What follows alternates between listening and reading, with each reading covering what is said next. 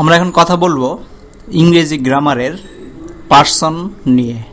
Person আমরা যখন কোনো বাক্য গঠন করি, আমরা বাক্যতে দেখেছি বাক্য গঠন করি, বাক্যের ভিতরে আমরা যেসব কথাগুলো বলি সেগুলো বিস্তৃত হয় বিভিন্ন পার্সন বা ব্যক্তিকে নিয়ে, ব্যক্তিকে ঘিরে। তো এইসব যেসব ব্যক্তি ভিত্তিক কথাবার্তা আছে সেগুলো সবসময় মনে করো 3 ভাগে ভাগ হয়ে যাবে।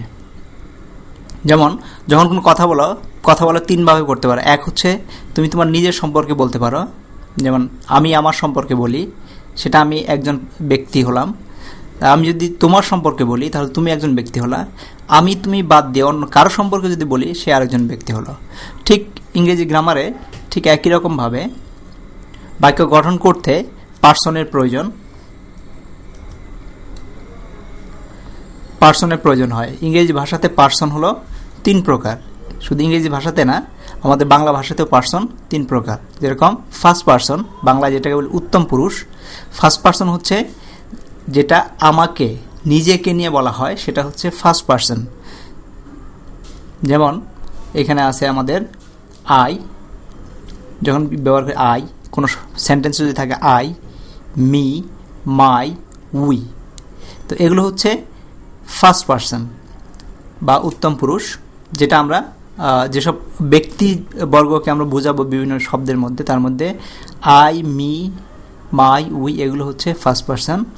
আর হচ্ছে সেকেন্ড পার্সন হচ্ছে মধ্যম পুরুষ, যেমন ইউ, তুমি, ইউর, তোমার, দাও, এগুলো হচ্ছে সেকেন্ড পার্সন বা মধ্যম পুরুষ। যে বলতেছে সে তার সামনে যে আছে তার সম্পর্কে বলতেছে। তো আরেকটা হচ্ছে থার্ড পার্সন বা নাম পুরুষ। যে বলতেছে সে তার সম্পর্কে বলতেছে না, তার সামনে যে বলতেছে না তার সম্পর্কে বলতেছে না, কিন্তু তৃতীয় কোনো ব্যক্তি, তৃতীয় কোনো কারো নামে কোনো কথা বলতেছে। যেমন সাবজেক্ট হচ্ছে তৃতীয় কোনো ব্যক্তি, তারা হচ্ছে নাম পুরুষ বা থার্ড পার্সন, যেটাকে থার্ড পার্সন। তাহলে হি, শি, ইট, সে, মানে হি, শি, সে বাংলায় যেটা সে, ইট, ইহা, দে, তাহারা, সাম, কিছু, ম্যানি, অনেক, ইচ, প্রত্যেক, করিম, রহিম, এরকম যত ধরনের নাম আছে তাদেরকে আমরা থার্ড পার্সন বলি, এই জন্য নাম পুরুষ। তো আমরা ইংরেজিতে পুরুষ হচ্ছে বা ব্যক্তির যে বিভক্তিকরণ করা হয়েছে, যে ভাগে ভাগ করা হয়েছে, সেটা 3 প্রকার। ফার্স্ট পার্সন, যখন বক্তা নিজের সম্পর্কে বলে তখন সে ফার্স্ট পার্সন। যখন বক্তা তার সামনের ব্যক্তি সম্পর্কে বলে সে হচ্ছে সেকেন্ড পার্সন। বক্তা তার সম্পর্কেও না, সামনের ব্যক্তি সম্পর্কে না, তৃতীয় কোনো ব্যক্তি সম্পর্কে বলে সেটা হচ্ছে থার্ড পার্সন।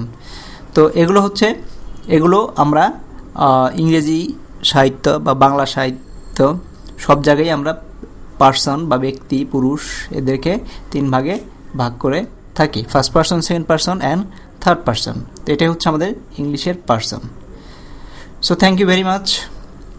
কোন প্রশ্ন থাকলে অবশ্যই করবা, আমরা চেষ্টা করবো উত্তর দেওয়ার জন্য।